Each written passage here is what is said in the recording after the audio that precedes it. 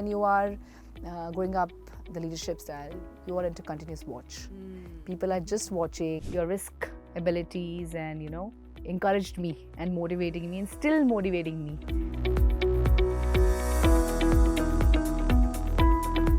Hello, we're really delighted to have Payal with us in the studio. And Payal, nice to have you. Can you just start off the session by sharing a bit about your journey? Thanks, Suchitra. Thank you so much for inviting me to share some insights on how my career been so far. So basically, I am a qualified lawyer, currently working with one of the leading logistics company as the head of legal and compliance. As far as my career is concerned, I have about 18 years of experience working across various law firms in Delhi. I worked with the prominent FMCG company PepsiCo for almost a decade. And then I moved to a very different space, automotive. I was with Volvo Cars India for about 4 years. And now completely different and exciting space, which is logistics.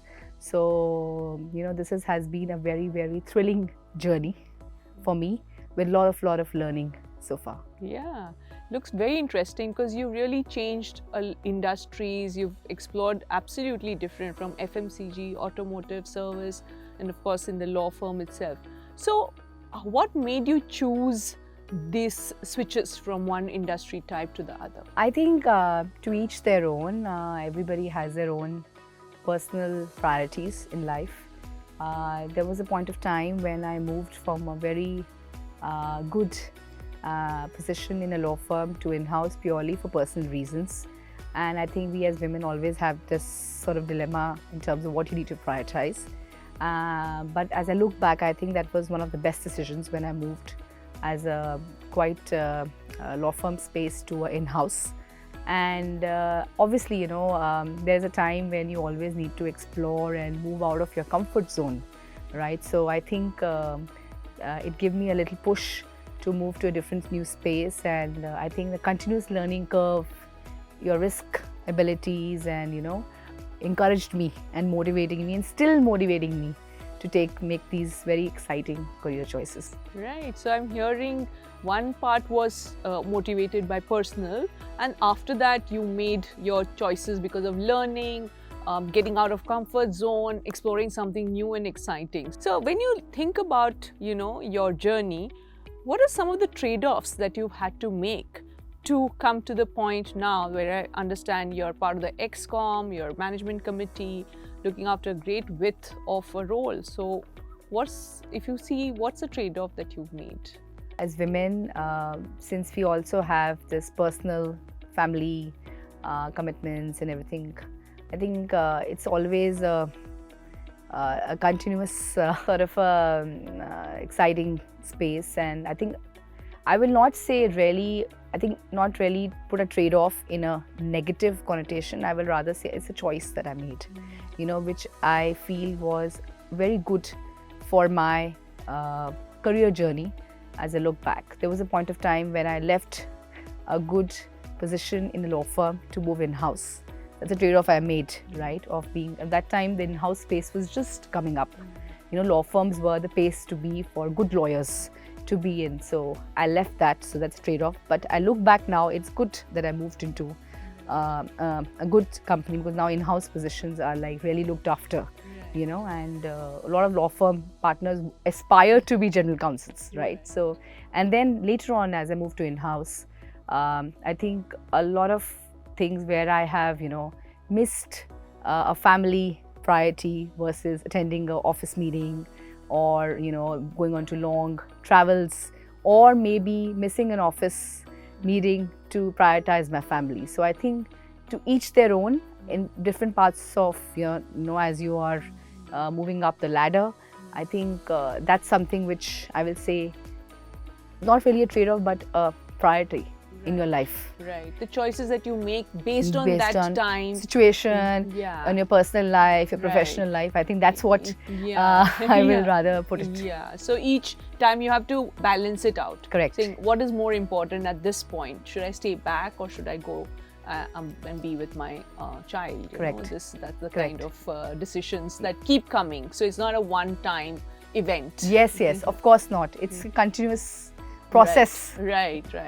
And so when you look back to your younger self, is there anything that you would like to tell your younger self? Now that you're here in this position, what would you like to say? I think I think not to do with something that comes to you with age. I think something to do when I look back at the younger self is being more patient that things will happen when they're supposed to happen. Right. Because I think when you are just in your initial days, you have a lot of energy. You still have a lot of energies. You need more energy.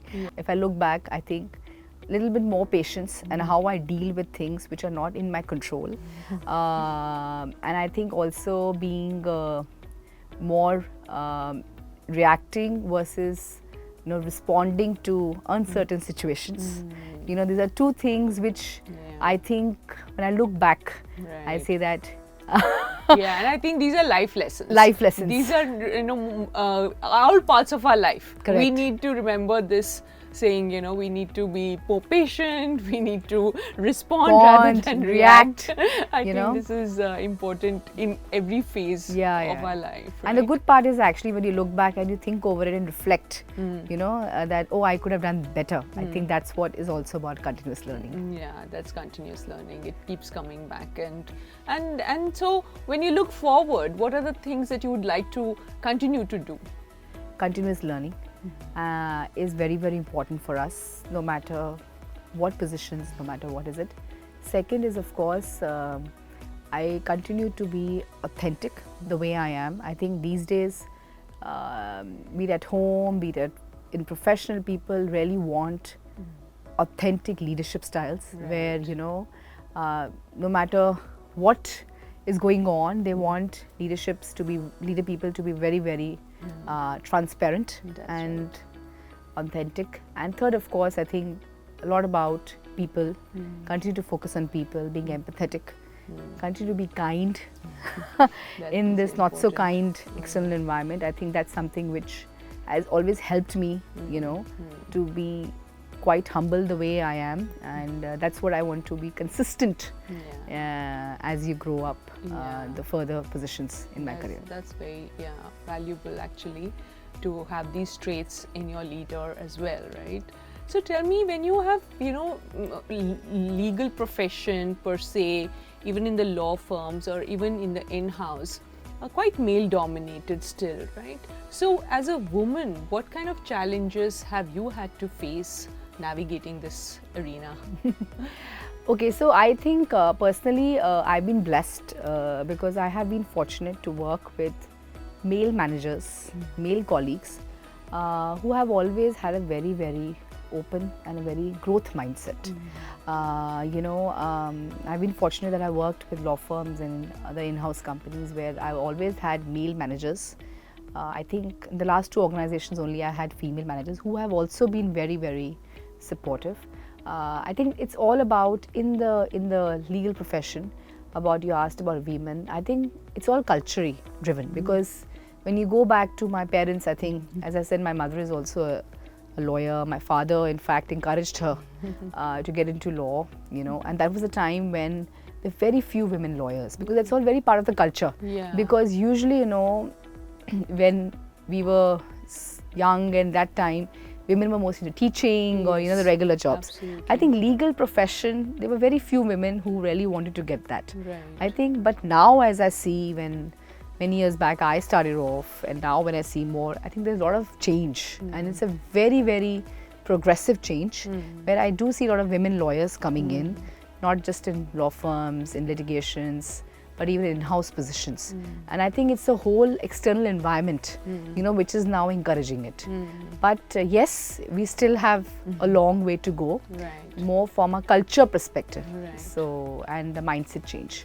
So, which should help, And the more, I think it's also not about just women and men, it's also about being equal, right? So, the moment you say that it's men versus women, I think it's more to do with, it's same for men as well as women, how they are practicing in their legal profession. So how important is it, Payal, to have the right kind of mentors and build your networks for your career journey? Yeah, so I think it's very extremely important. I think for somebody to at least continuously looking for mentors, not just initially when you are starting on your career, but also each time, you know, you have a situation where you need somebody tell you or maybe give you a feedback in terms of this is something which you can do, this is something of your strengths, your weaknesses, you know. So I think it's a very important part, but it also is also on the person who want to be also be mentored.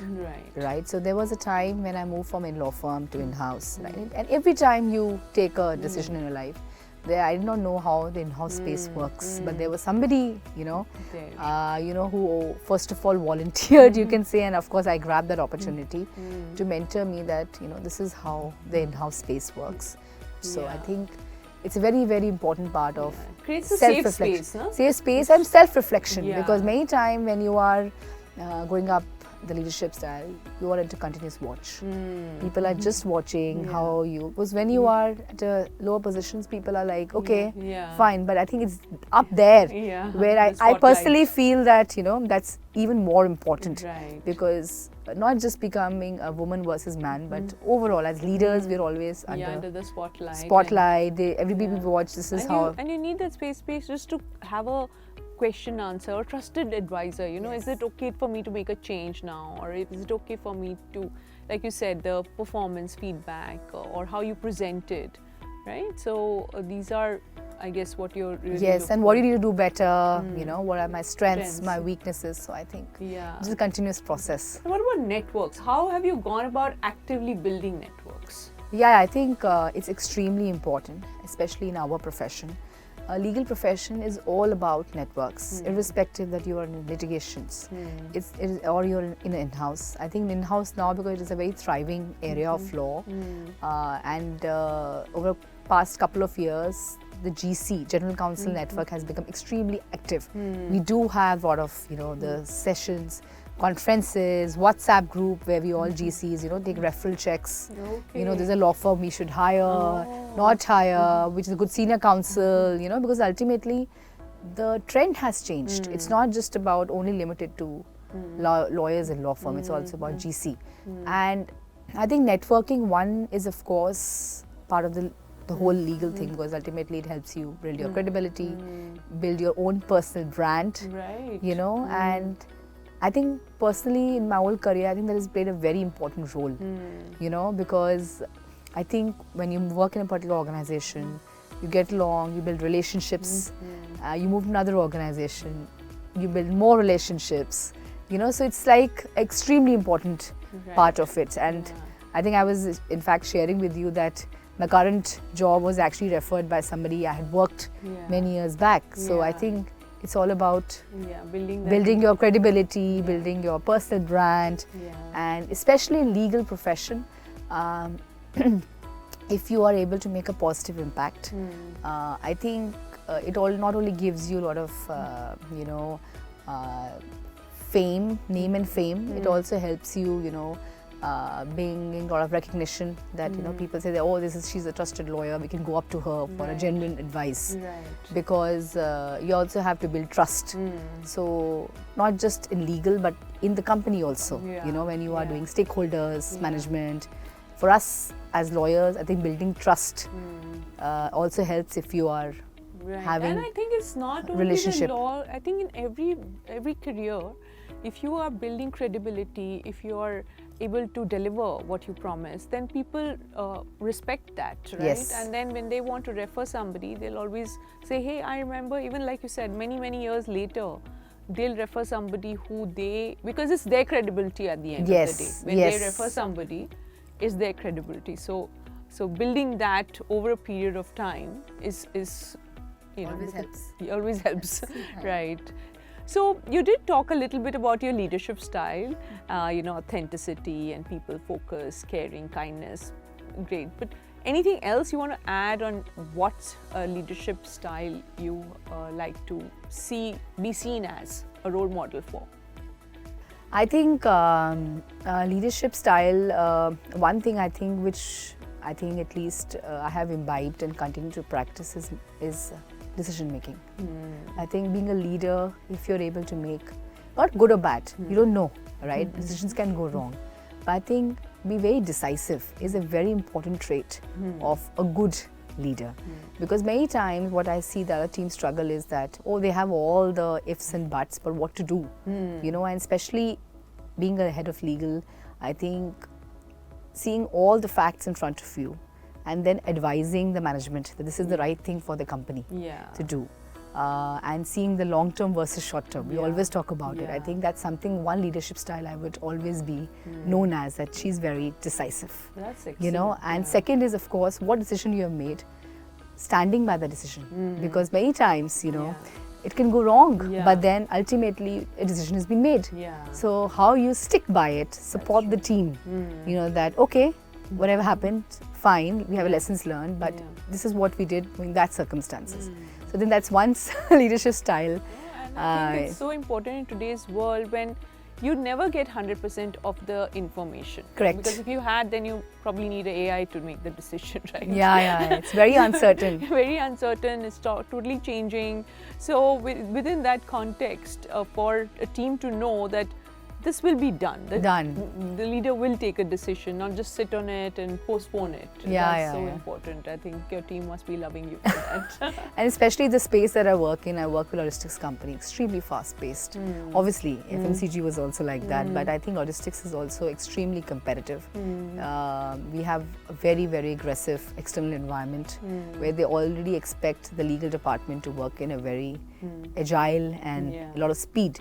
But obviously, that doesn't come with taking a lot of risks. It has to be a good balance. And that's where, you know, as leader, you navigate the whole stakeholders in the company to make the right decisions. Not just for the legal team, but also for the company. So that's something I think you need to do something right. Very good. Excellent. So now we come to the second part of our session, which is the rapid fire round. So the first one is, if you could possess any superpower, what would it be and why? Superpower could be going back in time, where I could be, and also about times when, you know, I was challenged by people in my life that this is something you cannot do, and then maybe changing the mindset that, oh, this I can do. So I think one could be going back in time and then time travel. Traveling back in time, not too long, maybe 10 years before, where, you know, they were challenged, it's something you cannot do, and now you've done. How does that make you feel, that somebody told you you can't do this, but you actually proved them wrong? I think it's also about not just proving anybody wrong. I think it's also about building your own self-confidence, because ultimately you have gone through that journey when somebody challenged you that it's something you cannot do. But ultimately you made that effort to do it, not only helped you confidence. And when I meet those people, they say that, how do you do it? So I think this is something which, you know, it feels good. Of course, you feel that yes, you can do it. Validated. Okay, so do you have a unique talent or hobby that few people know about? No, I will not say it's unique. I think it's something like a hobby that I picked up, especially during COVID. I find it very therapeutic. I picked up this hobby of doing a lot of gardening, growing my own food at home, and, you know, spending time of being around, you know, plants and everything. I think this is something which, you know, we usually don't get time, but I think that's something which I have continued to practice after COVID, especially. Right. No, that's interesting, to grow your own food. If you could instantly excel in any professional skill, what would you choose? Any professional skill, of course. I think I'm a people's person. I really like being around with people and talking to them. And I think that has really helped with me, but sometimes also being sort of firm, because you have to have the balance. So I think that's one strength, and I have not been very good at it in my past, but I think that's one thing which I have practiced through continuous learning and something, and I would like to master it, or because that's something which I feel is extremely important in these days of stakeholder Management. Yeah, if you were to pen an autobiography, what would you call it? Yes, I think self-awareness leads to continued success. I think if you're very well aware of who you are, what is something your strengths and what you can go wrong if you behave in this manner. I think many times we are not even aware, what we are doing. But I think being very important for us to reflect and look back and see that, this is something which is okay, not okay. I think that's something I would like to absolutely. I write think this down. is like my first module of any leadership journey that I take for people is this, that self-awareness is the first thing to becoming a leader. If you don't even know how you're impacting others. This is all about creating an impact, right, and being effective. That's true. So you can't. Things have changed, right? It can't be like one-way show. It has to be like an overall network around you. Any last words that you would like to give to the women who are watching, the men, women actually, young students also who are watching this show? Anything that you would like to leave them with? Yeah, of course. I think there is no substitute to hard work, and being very, very focused of what you want to achieve in life. Of course, I always say that there has to be a fair balance in your personal life and your professional life. So I think to all the people who want to do good, do well, to excel, I think continue to do hard work, be confident that you're doing. We all make mistakes. It's okay to make mistakes and learn from it. I think it's very important, and move ahead. Yeah, fantastic. Thank you so much, Payal, for being here and really, as always, being very authentic, true self and sharing your journey with all of us. Thank you. Thank you. Stay tuned for more such engaging discussions in the She Slays Leadership Talk series. Until then, keep watching this space on Health Shots.